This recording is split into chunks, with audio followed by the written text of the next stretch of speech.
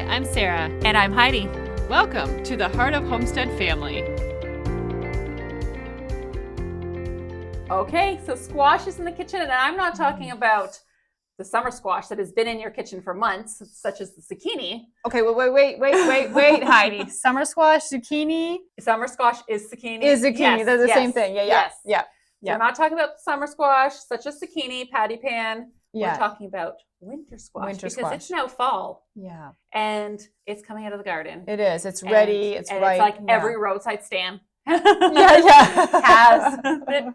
And there's some very unique winter squash now. Like it's not just your acorn, your buttercup, your butternut. There's the ghost ones. Yeah, there's different gourdy types. Yeah, there's lots out there. There's a lot of different edible squash that sometimes doesn't look like it should be edible, but it totally is. Yeah, unique things. So. And a lot of these are actually old squashes from like heirloom varieties but they're just not very visible, like at your farmer's market sometimes, or definitely not at the grocery store. Yes, right? Yeah. So they haven't been the like well-known kinds that people are coming for. And yeah, but it just adds something new and different to your plate. Yeah. I mean, I would say like I've tried a ton of different heirloom squashes, and there's maybe a reason why some of them aren't around anymore. Some of them are very like earthy tasting, watery, or like the kind of stringy on the inside. Like not like a spaghetti squash, different than that, but like flavor is a little bit different. They're good. Yeah. You know, I'll eat them. But sugar. Anything. Yeah, but I can see why like the butternut is very popular and the acorn and spaghetti squash too, I suppose. Yeah, the top three, I would say, for me anyway. Yeah.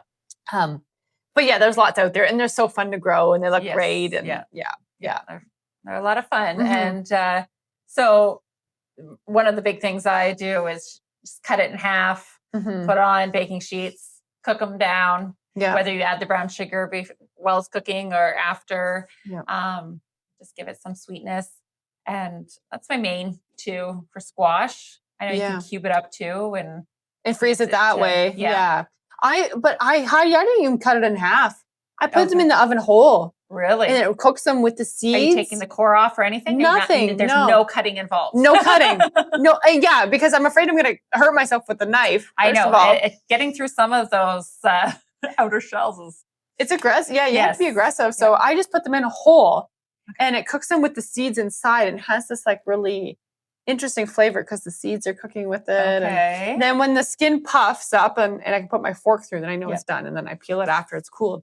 And so you're peeling it after you take it out. Yeah. You're not cutting it. Not cutting it. Nothing. Yeah. Wow. Yeah. And is it easy to get the seeds out still? Oh yeah, you just scoop them. It's like a melon. They're just soft to get out. Yeah. Okay. Now, mind you can't save the seeds to plant next year because they're cooked. Yeah. But I find it way easier. So I will often do like several baking sheets at a time full of squash, and then I'll cook it all, process them all, like I'll peel it, and then put it in the freezer already processed as cooked squash. Yeah. Nice. So, but I know my mom, she'll chop it up in dice cubes or whatever, and then freeze it like that so she can cook it. And it's more like, it's not so much a puree, right? It's more like you put it in a casserole or something like that. Yeah. So is she cooking it at all? No. She's just raw right into the. Yeah. But I'm not confident enough with the knife, man. I'm a little nervous. A sharp knife, and we don't have those sitting around. Yeah, it always seems to be dull every time I go to it. So yeah. And you always say, I'm going to sharpen this for the next time I'm trying to get through something. And it never happens. Yeah. Or with the kids around too. I'm always nervous about that. Yes. So often I have dull knives, but I'm just like, okay, this is how we're getting some of our arm strength. Yeah. So, but I would say even before you bring the squash in, don't forget to leave it out for those cooler nights, like the first frost, not heavy frost, but first frost, because it'll help to condense the sugars inside that squash. But if they do get a heavy frost by accident, which happens, make sure you use those squashes up first if you're going to store them. Right? Yes, because squash stores really nicely. You don't even have to do anything to it. You can just put it in a cool, dark spot and just monitor every once in a while and make sure that they haven't gone soft. But and then pull them out as you need them. Use them up as they're starting to go soft, obviously. Yeah. So So that's a good one. But then what do you do with your squash after it's cooked, Heidi? Do you just eat it like that? Or? Usually it's just a puree or a soup. Yeah. It's we're not big squash eaters, so yeah, I often make it in like a pasta dish. I'll put squash in, and then it has like chicken broth, and I'll bake it in the oven. It's really nice with cheese, of course. So it's a really nice way to use it up. And then I make. Oh, I think we may have talked about this before, but I make my pumpkin pie. Oh, we've had this debate before. How wrong that is. That's one of my favorite ways to eat squash, of course, is pie. Yeah.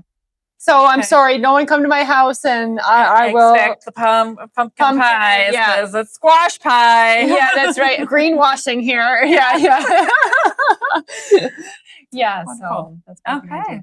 Well, that sounds good. So enjoy having winter squash now in your kitchen.